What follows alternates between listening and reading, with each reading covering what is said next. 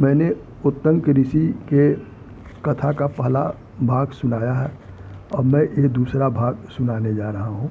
तो इसमें एक मेरे सुनने वाले मित्र ने कमेंट किया कि ये उत्तंक ऋषि का उच्चारण होगा उत्तंगक ऋषि। तो उत्तंगक ऋषि भी बोला जा सकता है, उत्तंक ऋषि भी बोला जा सकता है। तो मैं वो जो उत्तंक ऋषि जो बोला हूँ उसी तरह से बोल रहा हूँ, जिसको जो अधिक जानकारी जो होगा वो जिसको लेना होगा वो किताब से अपने उच्चारण करके समझ सकता है कि ये उत्तंगक ऋषि है या उत्तंक ऋषि है। एक दिन उत्तंक ऋषि ये पहले प्रसंग में तो ये था कि भगवान श्री कृष्ण ने उत्तंक ऋषि को आशीर्वाद दे दिए और वर दे दिए, आशीर्वाद नहीं दिए बल्कि वर दिए कि आप जब भी स्मरण करेंगे तो आपको पानी मिल जाएगा। और वह पानी के लिए ही उन्होंने उनसे कहा था, तो वो वर मांगा था तो वो वर उनको मिल गया। तो एक दिन की बात है कि उत्तंक ऋषि को बहुत प्यास लगी। उन्होंने श्री कृष्ण का भगवान का स्मरण किया। स्मरण करने पर उनके सामने एक चांडाल दिखाई पड़ा। चांडाल का मतलब यह है कि जो देखने में वह अच्छा न हो, नंग धड़ंग और मैला कुचैला, और यानी जो देखने में अच्छा न हो और रहन सहन भी ठीक न हो, तो वो एक चांडाल था। नंग धड़ंग मैला कुचैला और कुत्तों के साथ लेकर ऋषि की ओर आने लगा। तो उसके शरीर से नाना प्रकार के हथियार बंधे हुए थे। वह बड़ा भयानक दिख रहा था। उस चांडाल के नीचे पैरों के समीप एक छेद से पानी निकल रहा था, धारा बह रही थी।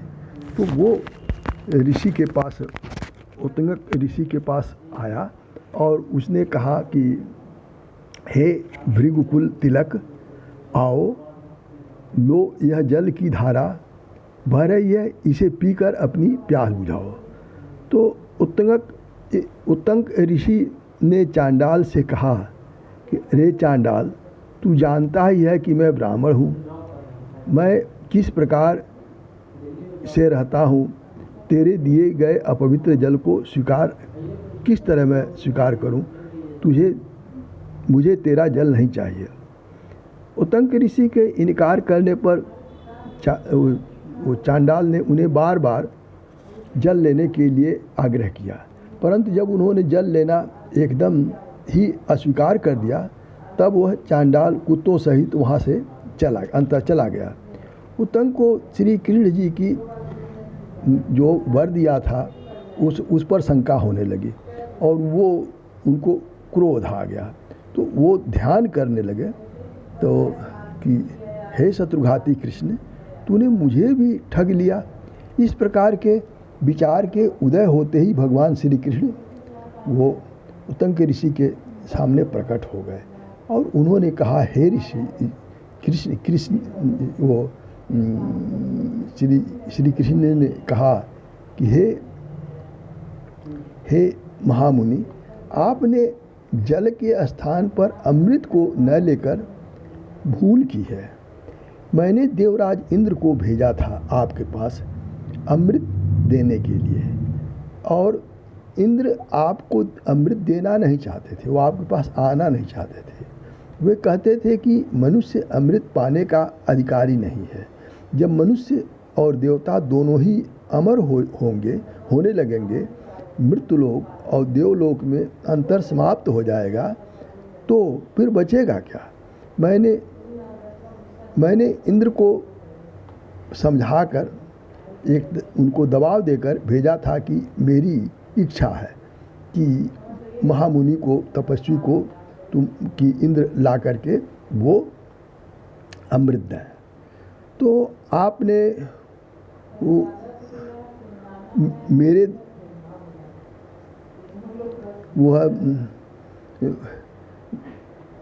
जो मेरे द्वारा जो उनको भेजा गया था उसको आपने अस्वीकार कर दिया, उससे आपने अस्वीकार करके गलती किया है। और वो इंद्र जो आपके पास आने को तभी तैयार हुए जब उन्होंने कहा कि मैं चांडाल का वेश बना के जाऊंगा। अगर वो जल स्वीकार अमृत स्वीकार कर लेते हैं ठीक, और नहीं अगर स्वीकार करते हैं तो मैं वापस चला आऊँगा। तो चूँकि आपने स्वीकार नहीं किया तो वो इंद्र चले गए और आपने एक अच्छा अवसर गंवा दिया।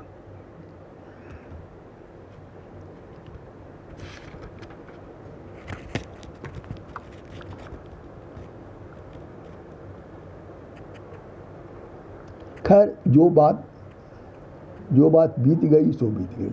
मैं आपकी तपस्या से प्रभावित हूँ और पुनः वचन देता हूँ कि जब आपको प्यास लगेगी तो इस मरु प्रदेश में जल से भरे हुए मेघ प्रकट हो जाएंगे। और भगवान श्री कृष्ण ने के ऐसा कहने पर उत्तंक जी को बड़ी प्रसन्नता हुई और तभी वे मरुभूमि में उत्तंक मेघ प्रकट होकर जल की वर्षा करते हैं। अब ये प्रसंग तो हो गया। अब तीसरा प्रसंग शुरू होता है। उत्तंक ऋषि बड़े ही महान तपस्वी तथा गुरु भक्त थे।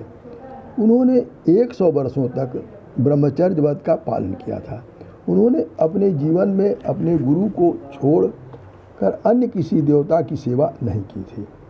उनको देखकर गुरुकुल के दूसरे ब्रह्मचारियों को भी यही इच्छा होती थी कि ब्रह्मचारी उत्तंक की गुरु भक्ति के समान ही उनमें भी प्रबल गुरु भक्ति आ जाए।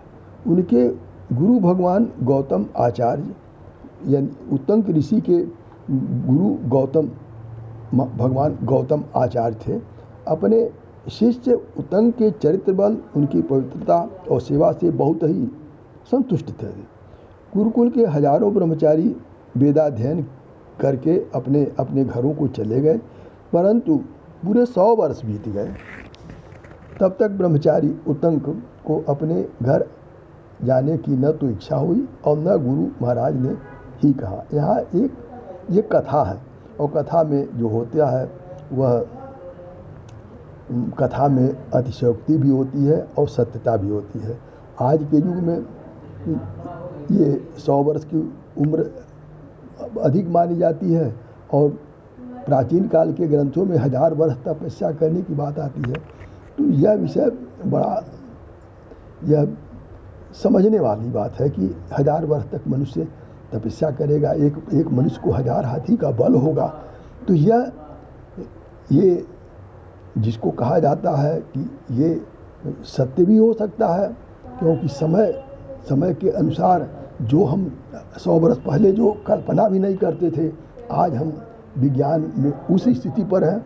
हो सकता है कि इसके पहले ये तो सभी जानते हैं कि विज्ञान पराकाष्ठा पर जा कर के फिर कोई भी ज्ञान पराकाष्ठा के बाद फिर उसको लौटना ही पड़ता है। तो यह चक्र चलता रहता है।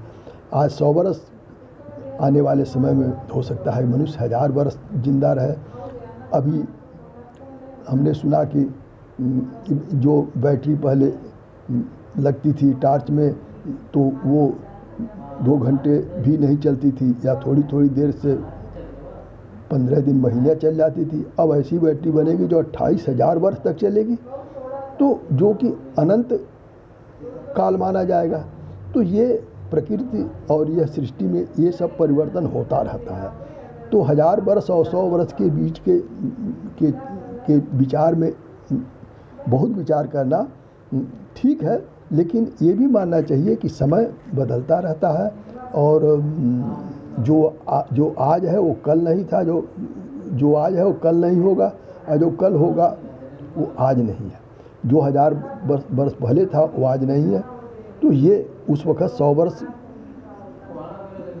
की बात तो अलग है, हजारों वर्ष तक तपस्या करते थे और ऐसा लिखा हुआ और सत्य भी है, मैं सत्य मानता हूँ।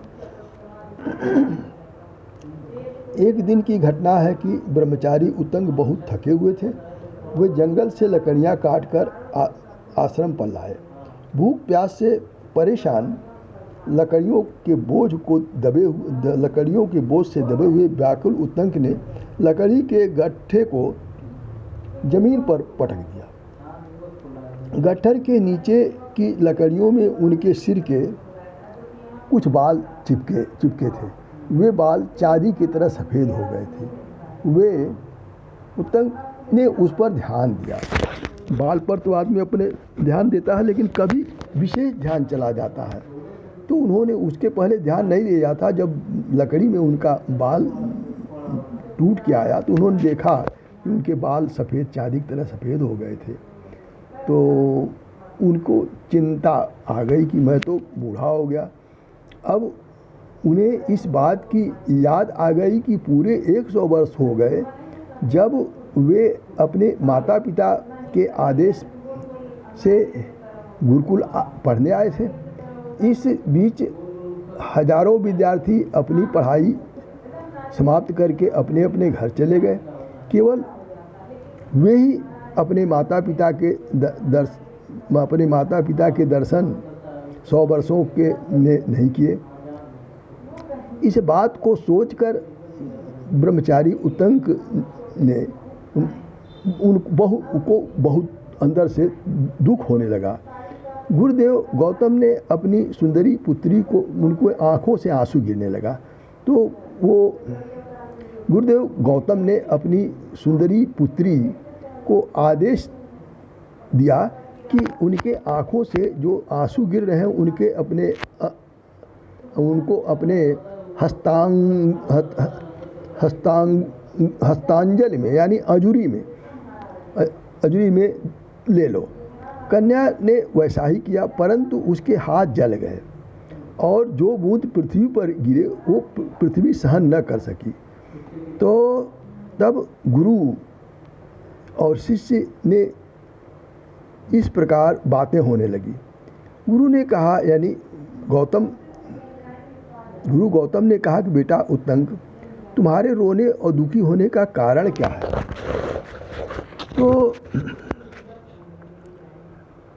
उतंग ऋषि ने कहा कि गुरुदेव, मुझे 100 वर्ष आपकी सेवा करते हो गया, परंतु अभी कभी मुझे घर जाने की आज्ञा नहीं दी। आज मुझे अपने घर की याद आ रही है। तो गुरु ने कहा कि बेटा तुम ठीक कहते हो, तुमसे मेरा इतना लगाव बढ़ गया कि मेरे ध्यान में यह बात नहीं आई कि तुम्हें अपने घर जाना है। अच्छा, अब तुम शीघ्र ही मेरे आदेश से अपने घर चले जाओ। तो शिष्य उतंक ने कहा, हे आचार्य, मैं आपकी को दुर्दक्षा में क्या दूँ? तो गुरु यानी गौतम ने कहा कि हे ब्राह्मण, हे ब्रह्मचारी, सत्पुरुषों का कथन है कि गुरुजनों को संतुष्ट करना ही उसके लिए सबसे उत्तम दक्षिणा है। तुमने जो मेरी सेवाएं की हैं उनसे मैं अत्यंत संतुष्ट हूँ, अतः दूसरी दक्षिणा देने की चिंता मत करो। गुरुकुल से लौटने पर तुम्हारे विवाह का प्रश्न भी उपस्थित होगा, परंतु संसार की कोई भी स्त्री तुम्हारे तपस्या के तेज को सहन नहीं कर पाएगी। इसलिए मैं तुम्हारी शादी अपनी ही पुत्री से कर देता हूँ। तुम अपने तपोबल से नवयुवक हो जाओ। तो उतंक ऋषि अपने तपबल से नवयुवक हो गए और विवाह संस्कार पूर्ण हो गया। उन्होंने अपनी गुरु पत्नी से जाकर, यानी अपने गुरु की पत्नी यानी अपनी गुरु माँ से जाकर इस प्रकार आग्रह किया, हे माता अहल्या जी, गौतम थे, ये अहल्या है। माता यानी गौतम की पत्नी, गुरु गौतम की पत्नी अहल्या। तो उन्होंने कहा, माता अहल्या जी, गुरुदेव ने तो दक्षिणा लेने से अस्वीकार कर दिया है, अब आप ही मुझे आज्ञा दें कि मैं आपको क्या गुरु दक्षिणा में दूँ। लोक की दुर्लभ वस्तु भी मैं अपने तपोबल से प्राप्त कर सकता हूँ। आपकी जो मनोकामना हो मुझे आदेश दें। तो अहल्या ने कहा, पुत्र, यदि तुम्हारी इतनी ही प्रबल इच्छा है गुरु दक्षिणा देने की, तो तुम जाओ और उन दिव्य कुंडलों को राजा सौदास की रानी से लेकर आओ जो वह पहनती हैं, धारण करती हैं। तो उत्तंक ने कहा, ऋषि उत्तंक ने कहा, माता जी बहुत अच्छा है, मैं अभी जाकर उन्हें लाता हूँ। गुरु गौतम ने देखा कि ऋषि उत्तंक दिखाई नहीं दिए। तो उन्होंने अहल्या से, अपनी पत्नी से पूछा कि उत्तंक दिखाई नहीं दिया, कहाँ है? तो अहल्या ने कहा, महाराज वह मुझसे आज्ञा प्राप्त कर राजा सौदास की रानी के कुंडलों को लाने गया है। तो गुरु गौतम ऋषि ने कहा कि अरे आया, आपने क्या किया? राजा सौदास एक ब्राह्मण के शाप से राक्षस हो गया है, वह उस बालक को अवश्य ही खा जाएगा। तो अहल्या ने कहा, भगवान मैं इस बात को जानती नहीं थी, परंतु अब वो चला गया है, तो यदि आपकी दया दृष्टि बनी होगी तो मुझे संपूर्ण विश्वास है कि उसका कुछ भी नुकसान नहीं हो सकता। तो वो तो हमने कहा ठीक है, ऐसा ही होगा और उसका कल्याण होगा। तो अब जो है यह एक तीसरा प्रसंग हो गया। अब मैं चौथा प्रसंग कहता हूँ। तो राजा सौदास राक्षस होकर अपने बड़े बिखरे हुए बालों के साथ बड़ा ही भयंकर दिखते थे। वे मनुष्यों के रक्त से रंगे हाथ रहते थे, क्योंकि वे नरभक्षी राक्षस हो गए थे। जब उन्होंने उत्तंक को अपनी ओर आते हुए देखा तो इस प्रकार बोले। तो वो राजा सौदास जो राक्षस हो गए थे, वो बोले, हे द्विज, हे ब्राह्मण, यह बड़े सौभाग्य की बात है कि आज दिन के इस छठे भाग में आप स्वयं ही मेरे पास आ गए हैं। मैं आहार के लिए बैठा हूँ, मैं आहार के लिए इधर उधर घूम रहा हूँ।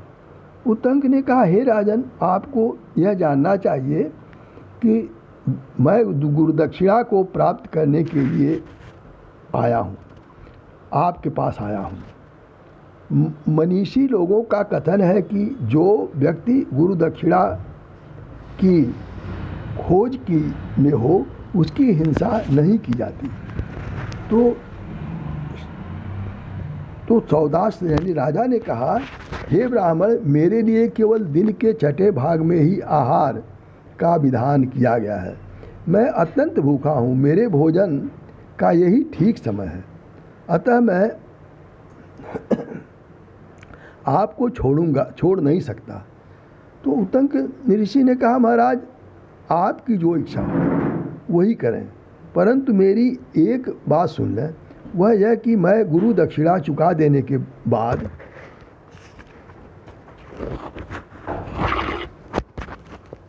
स्वयं ही आपके पास आ जाऊंगा।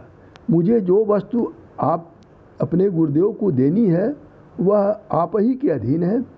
आप दानी हैं और ब्राह्मणों को दान करते हैं, तो उसे आप दान दें। तो राजा सौदास ने कहा, हे ब्राह्मण, यदि वह गुरु दक्षिणा मैं दे सकता हूँ तो उसे मेरे द्वारा दिया हुआ ही समझो, बतलाओ वह क्या वस्तु है। तो उत्तंक ने कहा, राजन, मैं आपकी रानी के दोनों मणिमय दिव्य कुंडलों को मांगने आया हूँ। तो सौदास ने कहा, युवक, वे कुंडल तो मेरी रानी के ही योग्य हैं, आप कोई दूसरी वस्तु मांग लीजिए। तो उत्तंक ने ऋषि ने कहा कि हे राजन, मुझे कुंडलों की आवश्यकता है। आप क्षत्रिय राजा हैं, अपने दिए गए वचनों की रक्षा करते हैं और कुंडल मुझे प्रदान करें। तो राजा सौदास ने कहा, अच्छा आप जाओ और रानी से मेरी तरफ से कुंडलों को मांग लो। वह स्वभाव से व्रतों का पालन करती हैं और दानी हैं, वह आपको कुंडल दे देंगी। इस प्रकार राजा के द्वारा आदेश प्राप्त करके महर्षि उत्तंग राजा सौदास की पतिव्रता रानी मदयंती के पास गए, जो उसी जंगल के समीप थी। वहाँ जाकर उन्होंने राजा सौदास की आज्ञा के संबंध में रानी से बताया और कुंडलों की याचना की। ब्राह्मण की बातों को सुनकर रानी ने कहा, हे ब्राह्मण, यद्यपि आप असत्य नहीं बोलेंगे, तथापि आप महाराज के ही पास से उन्हीं का संदेश लेकर आए हैं। इस बात का कोई प्रमाण आपको अवश्य लाना चाहिए। मेरे ये दोनों कुंडल साधारण आभूषण नहीं है, ये मणिमय कुंडल दिव्य हैं। इसे देवता, यक्ष और महर्षि लोग भी नाना प्रकार के उपायों से चुरा ले जाने की इच्छा करते हैं। यदि इन कुंडलों को पृथ्वी पर रख दिया जाए तो नाग लोग ले भागेंगे। यदि अपवित्र स्थान में इन्हें रख दिया जाए तो यक्ष ले भागेंगे। यदि और कहीं पहनकर इसे नींद लेने लग जाए तो स्वयं देवता लोग ही छीन लेंगे। ये दोनों कुंडल रात दिन सोना टपकाते हैं। इतना ही नहीं, ये रात में नक्षत्रों और तारों को भी प्रभावित कर देते हैं। इन्हें धारण करने से भूख प्यास नहीं लगती। विष, अग्नि और हिंसक प्राणियों का कोई प्रभाव शरीर पर नहीं पड़ता। ऐसे गुणों के परिपूर्ण होने के कारण ये दोनों कुंडल तीनों लोकों में प्रसिद्ध हैं। अतः आप उनको पाने के लिए महाराज के आज्ञा का प्रमाण लाएं। तो अब प्रमाण लाने के लिए जो है वह प्रमाण लाएं।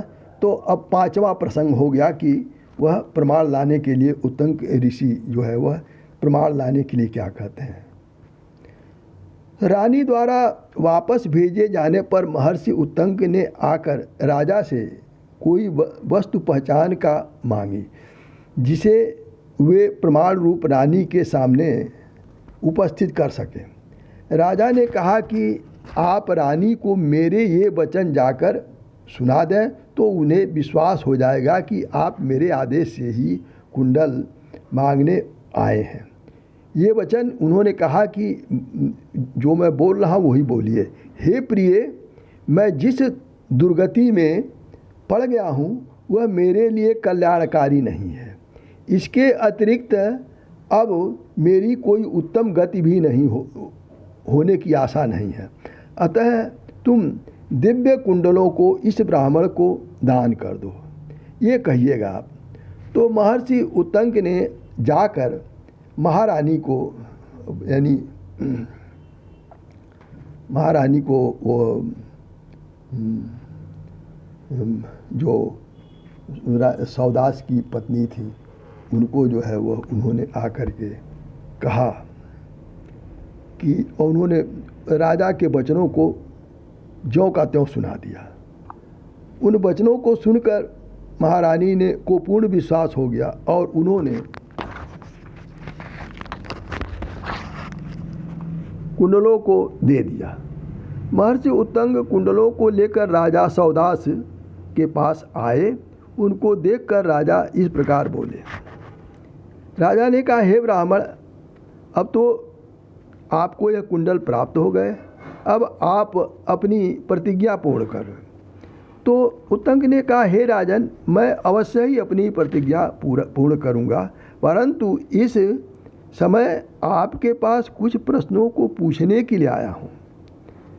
तो राजा सौदास ने कहा, अच्छा तो आप कौन प्रश्न है पूछें। तो उत्तंक ऋषि ने कहा, हे राजन, आप मेरी गुरु दक्षिणा के लिए दुर्लभ इन दिव्य कुंडलों को देकर मेरे परम मित्र और सहायक बन गए हैं। अब आप एक मित्र के रूप में मुझे सलाह दें, मुझे बताएं कि जब आप इस समय एक नरभक्षी राक्षस हो गए हैं, उस अवस्था में मेरा आपके पास आना उचित है अथवा नहीं। तो राजा सौदास ने कहा, हे द्विज श्रेष्ठ, मुझे आपके एक मित्र के रूप में निश्चय ही वही कहना होगा कि किसी प्रकार से भी आप मेरे निकट नहीं आना चाहिए, क्योंकि मैं अवश्य ही आपको खा जाऊंगा। तो इस प्रकार राजा सौदास के मुख से ही एक मित्र के कर्तव्य के संबंध में उन्हीं से आदेश प्राप्त कर महर्षि उत्तंग गुरु आश्रम की ओर चल दिए। रानी मदयंती के बताने के अनुसार उत्तंक ने उन दिव्य कुंडलों को रक्षा के लिए काले मृग चर्म में बांध लिया और सावधानी से ले जा रहे थे, परंतु रास्ते में उनको बहुत जोरों की भूख लग गई। उन्होंने एक बेल का वृक्ष देखा जो फलों से लदा था।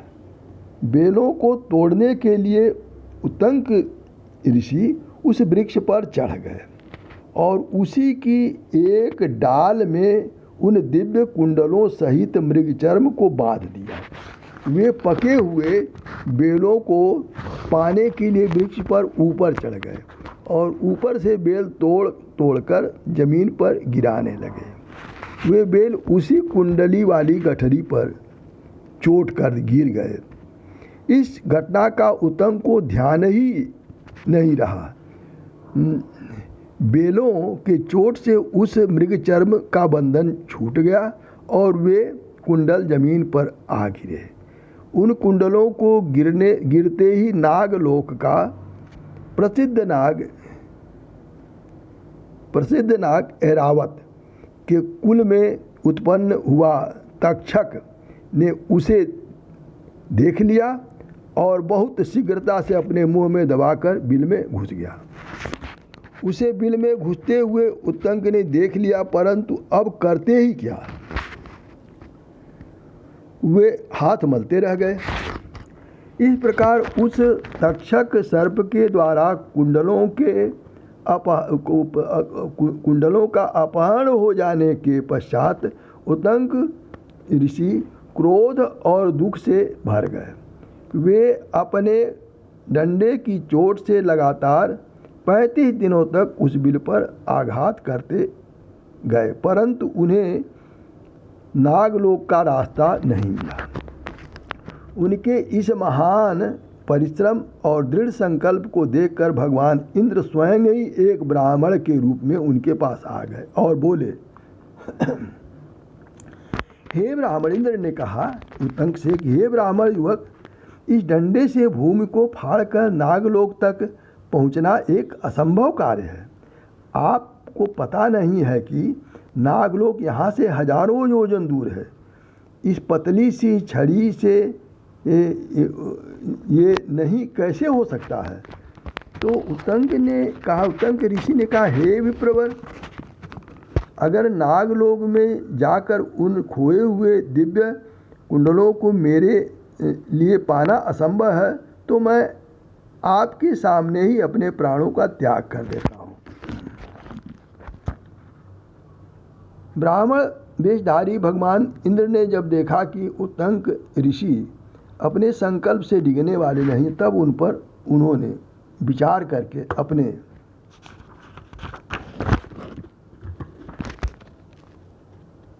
वज्रास्त्र से उनके डंडे को अग्रभाग में लगा दिया।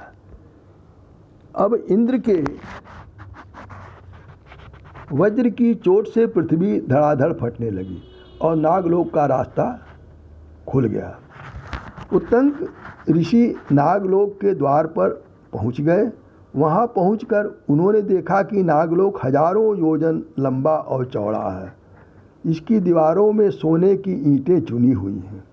इसका फाटक 100 योजन लंबा और 5 योजन चौड़ा है। इस लोक में बड़े बड़े तालाब हैं। वहाँ स्फटिक मणि की बनी हुई सीढ़ियाँ हैं। वहाँ विभिन्न वृक्ष और पशु पक्षी हैं। इस विशाल नागलोक में घुसकर उन खोए हुए दिव्य कुंडलों का पता लगाना मानो बहुत कठिन था। इस कार्य का होना असंभव समझकर उत्तंग ऋषि अपना उत्साह और धैर्य खोकर अपना विचार करके लौट रहे थे।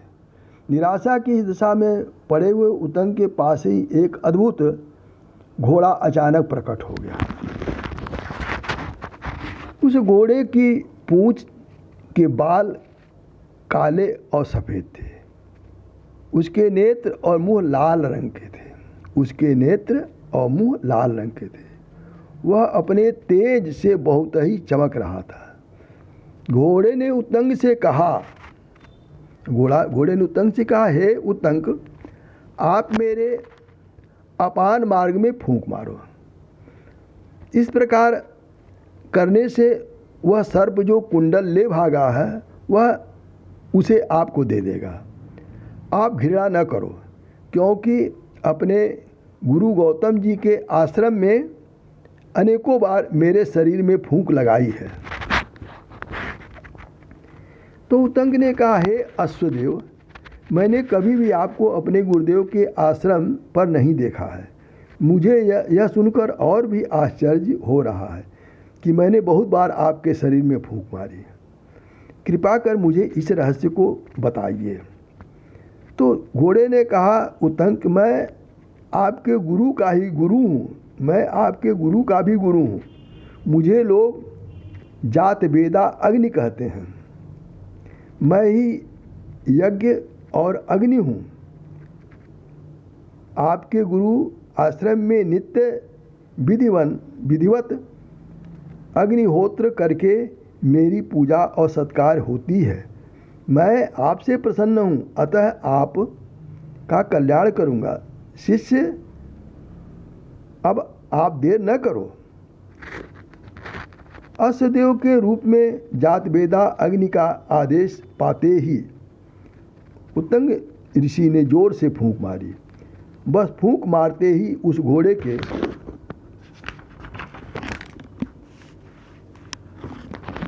रोम रोम से आग की लपटें चिंगारियां निकलने लगी।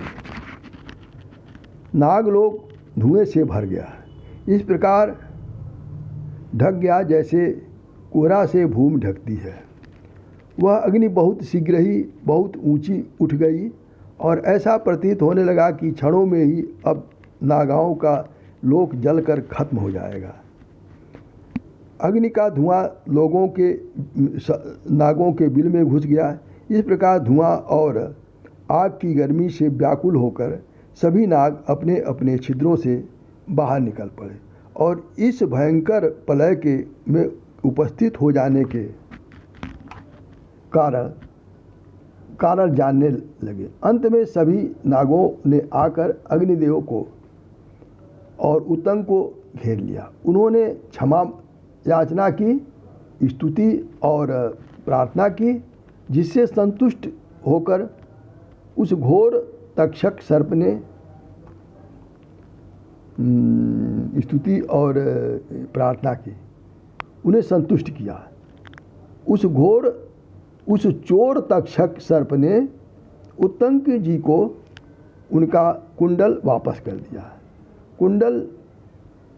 उत्तंग ने अग्नि देव की प्रदक्षिणा की और गुरु आश्रम की ओर चल पड़े।